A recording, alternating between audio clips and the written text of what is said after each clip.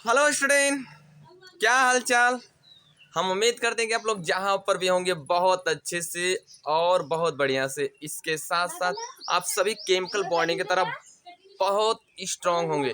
चलिए आज की वीडियो में डिस्कस करते हैं स्टूडेंट एक सबसे ज़्यादा इंपॉर्टेंट कॉन्सेप्ट के बारे में, जिसका नाम है ईथर के रासायनिक गुणधर्म।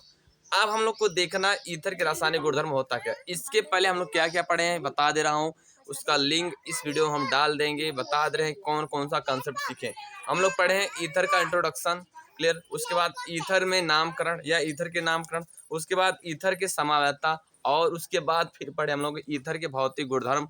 और सबसे सबसे सबसे सबसे ज्यादा इंपॉर्टेंट पढ़ने जा रहे हैं आज का कंसेप्ट जो है ईथर में रासायनिक गुणधर्म। आज हम लोग देखेंगे कि ईथर में रासायनिक गुणधर्म कितने प्रकार से होता है, इस पूरे कंसेप्ट को सीखेंगे।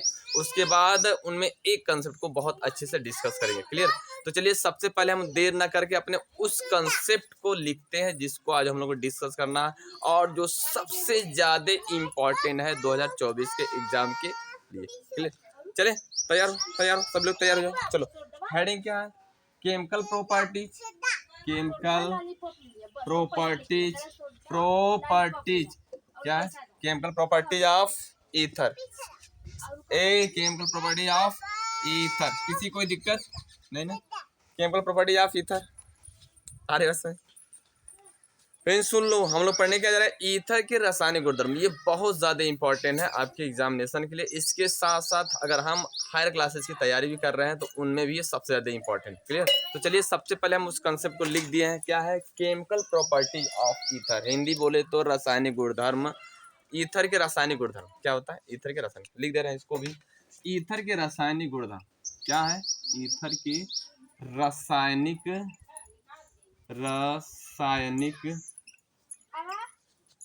क्लियर गुण धर्म।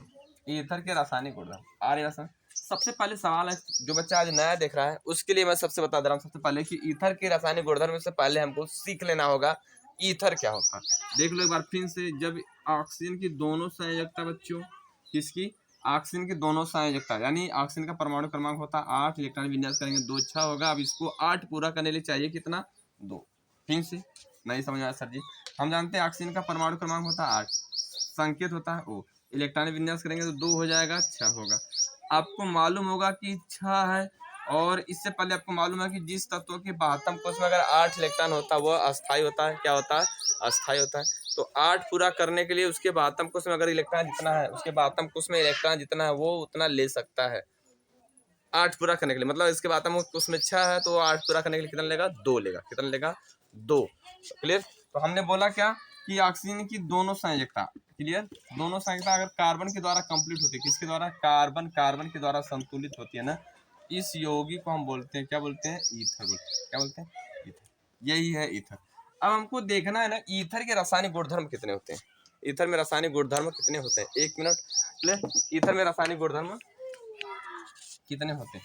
अब देख लो, पहली बात, इसको हम अगर एग्जैक्टली लिखें तो यहाँ से देखो CH3 हो सकता है और O हो सकता है, फिर क्या हो जाएगा? CH3। ये इंट्रोडक्शन हो गया, ठीक है, एग्जाम्पल।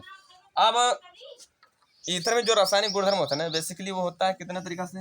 अगर देखा जाए तो बेसिकली होता है 3 तरीका से। हालांकि बुक में दिया है 4 तरीका से, तो किसी किसी में 3 दिया है, किसी किसी में 4 दिया है, तो घबराने की जरूरत नहीं है।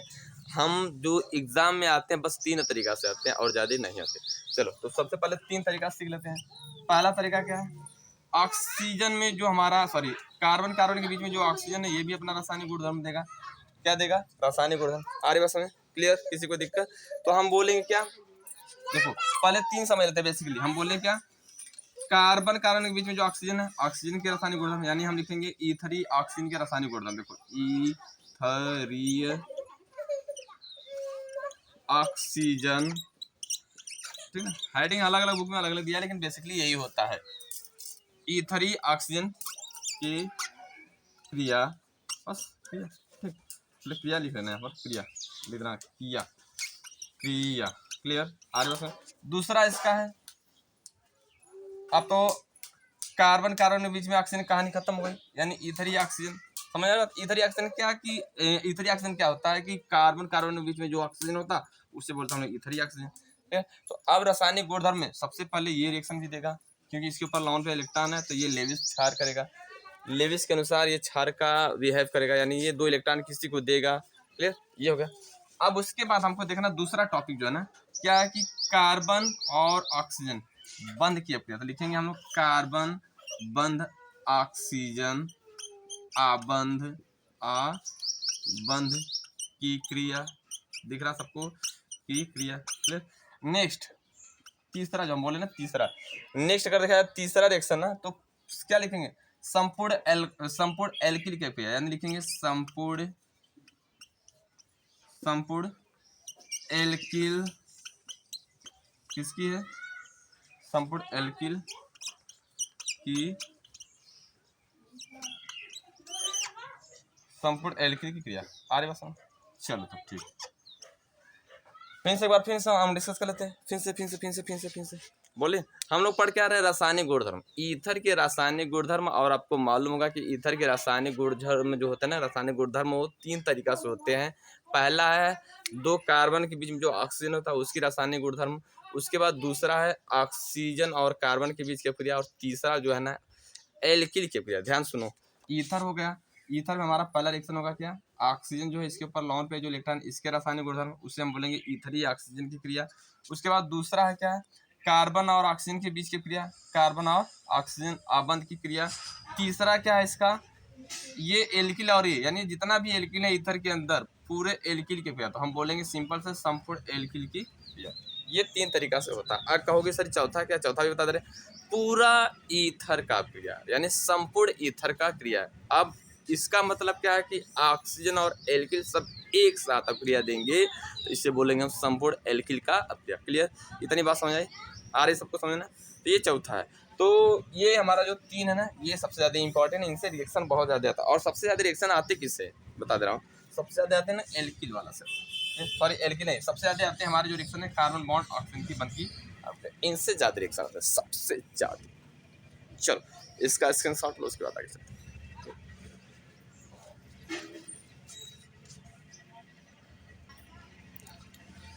अब हम एक सबसे ज़्यादा इंपॉर्टेंट कंसेप्ट जो है उसके कुछ पॉइंट को बता देते हैं, जो ईथर के अंदर ऐसी घटना होती है। और वो घटना क्या है, क्या घटना वो है, देखो ईथर का जो मेन घटना है ना, ईथर का पहला, इसको लिख लेना, बहुत ज़्यादा इंपॉर्टेंट है, इसलिए बता दे रहा हूँ। ईथर जो होता है ना, ईथर कौन था, ईथर जो होता है ना, ईथर धातु से, यानी किससे, मेटल, ईथर जो था ना धातु से, और अपचायक और ऑक्सीकारक। ईथर जो है ना समान परिस्थितियों में धातु, अपचायक और ऑक्सीकारक से क्रिया नहीं करता, इसकी खास बात है ये। मतलब ईथर ना मेटल, अपचायक और ऑक्सीकारक से क्या करता है, समान परिस्थितियों में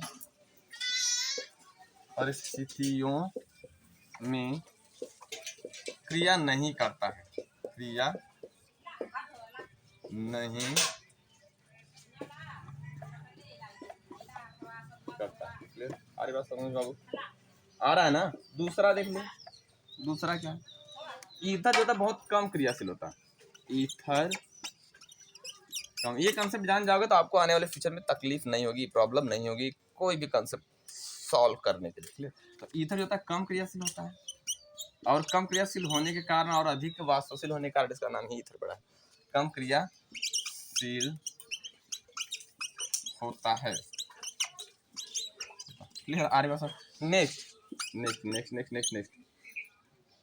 नेक्स्ट क्या सर जी, क्या नेक्स्ट हो सकता है, अनुमान लगा सकते हैं, कुछ बता सकते हो अनुमान, चलो बताओ, जल्दी से बताओ, जल्दी से हो गया, कमेंट बॉक्स में लिखो जल्दी से, देखें क्या लिख रहे हैं, बताओ जल्दी। ईथर जो था ना, अरे सिंपल सी बात है बाबू, देख लो ईथर ये है। अब ईथर के ऊपर जो होता है ना, ऑक्सीजन में लॉन पेयर, ईथर ऑक्सीजन के ऊपर लॉन पेयर इलेक्ट्रॉन होता है।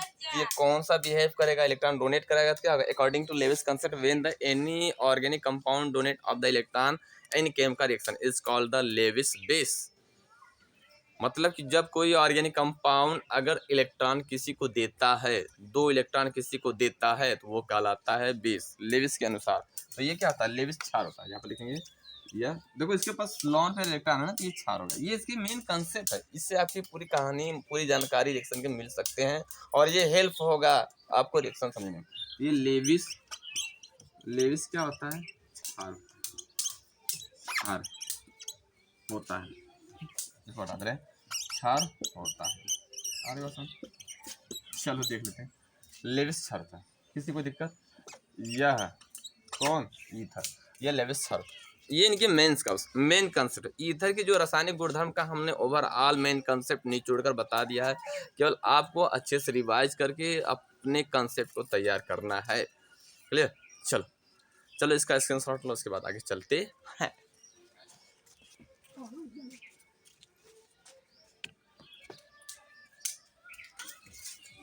चलिए अब तो हम लोग सीख लिए मेन कंसेप्ट ईथर का। क्या क्या सीखे थे कि ईथर कितने प्रकार से रिएक्शन देता है वो सीखे। उसके बाद ईथर के जो कुछ मेन फंडामेंटल वर्ड थे, यानी हम कह सकते हैं कि कुछ मेन कंसेप्ट था जो जिसके बारे में हम लोग सीखे हैं। क्लियर?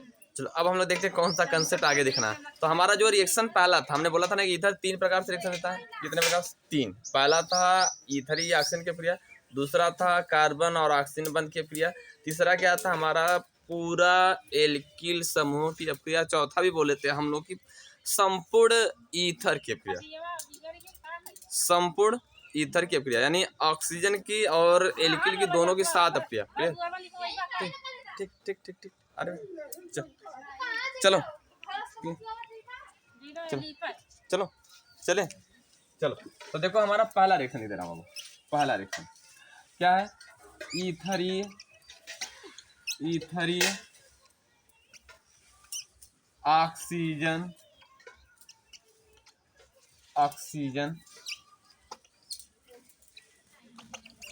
की क्रिया। अरे सही आ रहा समझ। अब देखो ये क्या होता है ना कि हमारा कहने का मतलब है ना कि अभी इधर ही ऑक्सीजन के ऊपर लॉन पे इलेक्ट्रॉन होता है और वो देता है किसी को।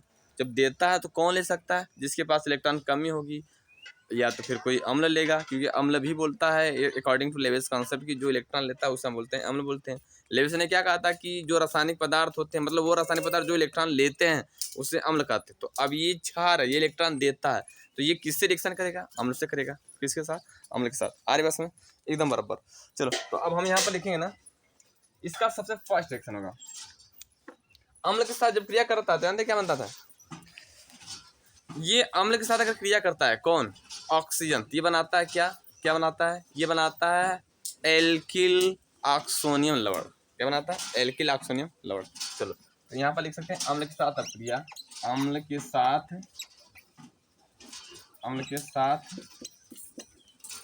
क्रिया क्या है? क्रिया। अब ईथर जो था ना, ईथर देखो ध्यान, अगर ईथर को हम ना किसको, ईथर को अगर हम HCl के साथ क्रिया करवाते हैं, दिख रहा है, HCl के साथ क्रिया करवाते हैं, तो अब HCl क्या होता है? इलेक्ट्रॉन लेता है और ये क्या करता है? इलेक्ट्रॉन देता है। फिर अब देखो ये इलेक्ट्रॉन इसको देगा, जब देगा तो यहाँ पर बनेगा क्या? यहाँ पर बन जाएगा CH3, क्या बनेगा? O, फिर बनेगा CH3 और फिर बनेगा यहाँ पर बन जाएगा, एक मिनट रुक जाओ थोड़ा सा। चलो देख लो, हमने बोला क्या था कि ये क्या है? ईथर है। क्या है? ईथर। अरे बस अब ईथर को HCl के साथ क्या करेंगे? तो आप देखो HCl का अगर तोड़ा जाए ना तो ये टूटता है इस तरह, एक प्लस बनता है, क्या बनता है? माइनस। तो प्लस वाले को 2 इलेक्ट्रॉन चाहिए, तो 2 इलेक्ट्रॉन कौन देगा? ये ऑक्सीजन देगा। देखो होगा क्या, यहाँ पर देख लो, ध्यान सुनो, बहुत ज्यादा इंपॉर्टेंट। ऑक्सीजन है, फिर यहाँ पर क्या है? CH3। अब ये क्या करेगा? ऑक्सीजन अपना 2 इलेक्ट्रॉन दे देगा H को, किसको देगा? H को। अब H प्लस है, क्लियर? तो अब देखो ये जब 2 दे देगा तो यहाँ पर प्लस हट जाएगा, बट लेकिन लवण बना रहा था, यहाँ पर Cl माइनस दिखाएंगे, क्या बनाएंगे? ठीक। अब ये बनेगा क्या? डाई एल्किल ऑक्सोनियम लवण। क्या बोलेंगे? देखो डाई एल्किल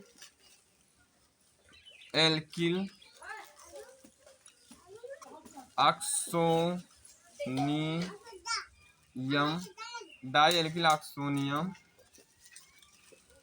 लवण।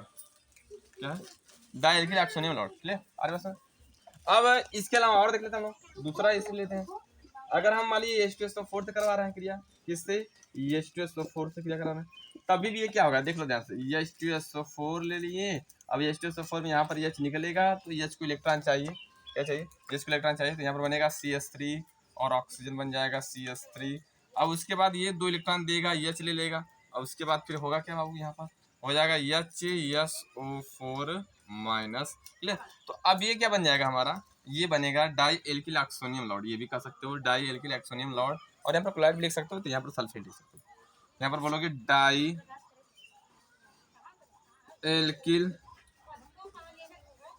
एल्किल ऑक्सोनियम लवण सल्फेट, और यहाँ पर क्लोराइड लिख सकते हो, चलेगा चलेगा कोई दिक्कत नहीं, क्लोराइड ठीक लिख लेना। अरे उसमें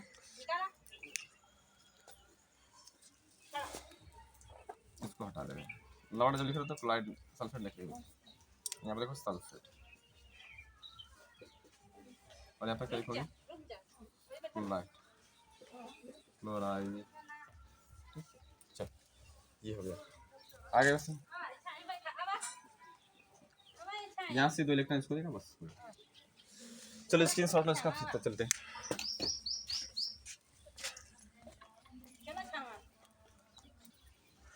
चलिए अब तक तो हम लोग सीखे थे ना कि H2SO4 HCl के साथ क्रिया, यानी अम्ल के साथ क्रिया। अब हम लोग सीखेंगे उदासीन अम्ल के साथ क्रिया, यानी उदासीन अम्ल क्या होता है, जैसे BF3 aluminium trichloride, aluminium zinc dichloride. अब हमको इनसे सीखना है, और RMGX से, यानी अब हम लोग सीखेंगे लेविस अम्ल से क्रिया सीखेंगे, वो भी ईथर के अकॉर्डिंग। यानी हमारा कहने का मतलब क्या है कि अगर ईथर लेविस अम्ल से क्रिया कर रहा है तो वो क्या बनाएगा, वो भी बनाता है हमारा एल्किल ऑक्सोनियम आयन बनाएगा, एल्किल ऑक्सोनियम बनाएगा। और ये भी बहुत इंपॉर्टेंट एक खास बात है कि जो अभी हम इसके पहले वाला रिएक्शन सीखे ना, उसको अगर हम जल में घोलेंगे ना आयन की उपस्थिति में, तो वो फिर पुनः ईथर दे देगा, फिर पुनः ईथर दे देगा, क्लियर। तो इतनी बात याद रखिएगा। तो अब हम आगे चलते हैं नेक्स्ट, क्लियर। हमने क्या बोला, जैसे अगर सपोज दैट हम ले लेंगे लेविस, अब यहाँ पर सेकंड पॉइंट कर ही लिख सकते हो, सेकंड पॉइंट हमारा क्या है, लेविस अम्ल के साथ क्रिया, अम्ल के साथ क्रिया, क्लियर, किसी कोई दिक्कत। अब यहाँ पर क्या, जैसे हम अगर ले लिए ईथर ले लिए CH3 ईथर छोटा लेंगे, छोटा रहेगा तो आसान रहेगा CH3। अब इसको हम एल्युमिनियम ट्राइक्लोराइड के साथ क्या करेंगे, ये हमारा क्या है, लेविस अम्ल है, क्या है, लेविस अम्ल, किसी कोई दिक्कत नहीं ना, ये लेविस अम्ल, और ये क्या हमारा ईथर है, क्लियर। अब इसको मतलब इस ईथर को इसके साथ क्या कराएंगे तो बनेगा क्या, देखो ध्यान से, इसको 2 इलेक्ट्रॉन चाहिए तो ये 2 इलेक्ट्रॉन देगा, कौन देगा, ईथर, आपको मालूम है ये तो ईथर 2 इलेक्ट्रॉन दे देगा बाबू। तो यहाँ पर बनेगा क्या, CH3। अब ये 2 इलेक्ट्रॉन दे दिया, ऑक्सीजन बन गया। उसके बाद फिर क्या बनाओगे यहाँ पर, इस तरह क्या बनेगा, सॉरी यहाँ पर तो ईथर रहेगा ना, AlCl, ठीक। अब ये बनेगा, ये 2 इलेक्ट्रॉन अपना इसको डोनेट कर दिया, क्लियर। अब जब डोनेट कर दिया तो इसके ऊपर हम माइनस लगा सकते हैं, क्या लगा सकते हैं, माइनस, चलेगा। अब ये जो हमारा, हालांकि देखो ये हमारा क्या, इसको हम कुछ माइनस ना लगाकर इस तरह भी लिख सकते हो, लवड़ डायरेक्टली लिख दो, लवड़ काम हो जाएगा आपका संपर्क, ठीक। ये हमारा बनेगा इस तरह, यानी हम लेविस अम्ल के साथ भी क्रिया कराते हैं तो इस तरह के कुछ कंसेप्ट बनते हैं, बहुत ज़्यादा इंपॉर्टेंट है, इसको अच्छे से आप लोग देखिएगा, रिवाइज कीजिएगा, क्लियर। हमको उम्मीद है कि जो बच्चा ध्यान से देखता होगा ना उसको पक्का समझ में आ रहा होगा। लेकिन हाँ एक चीज़ और, उससे पहले कंसेप्ट क्या है कि ये कुछ कंसेप्ट वो जानता होगा तब, ठीक है ना। चलो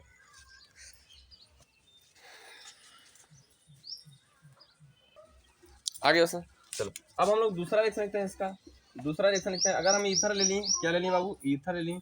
अब ईथर को फिर हम किसके साथ रिएक्शन कर रहे हैं, BF3 के साथ रिएक्शन। हम जानते हैं ये भी लेविस एसिड है, तो यहाँ पर लिख सकते हो लेविस अम्ल, क्या लिखोगे, अम्ल।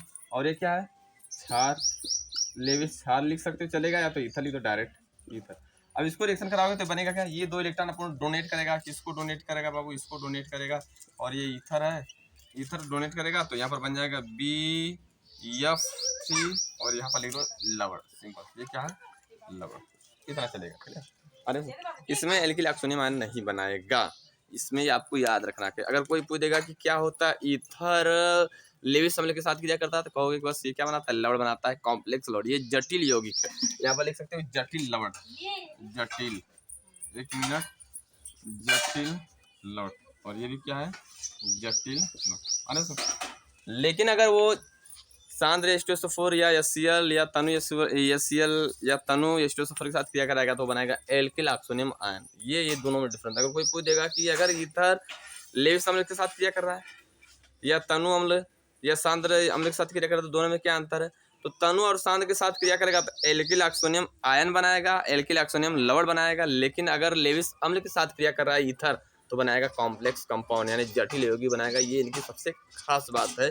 तो ये था आज का सबसे इम्पॉर्टेंट कंसेप्ट। उसके बाद जो 2 रिएक्शन बचा है उसको हम लोग नेक्स्ट वीडियो में सीखेंगे बहुत अच्छे से और बहुत बढ़िया से। उसके बाद क्रिया विधि के साथ भी डिस्कस करेंगे। और यही नहीं, इनसे जो बोर्ड में क्वेश्चन आते हैं उनको भी हम लोग डिस्कस करेंगे। चलिए इसका स्क्रीनशॉट लो, उसके बाद तब तक के लिए मिलते हैं हम लोग नेक्स्ट वीडियो।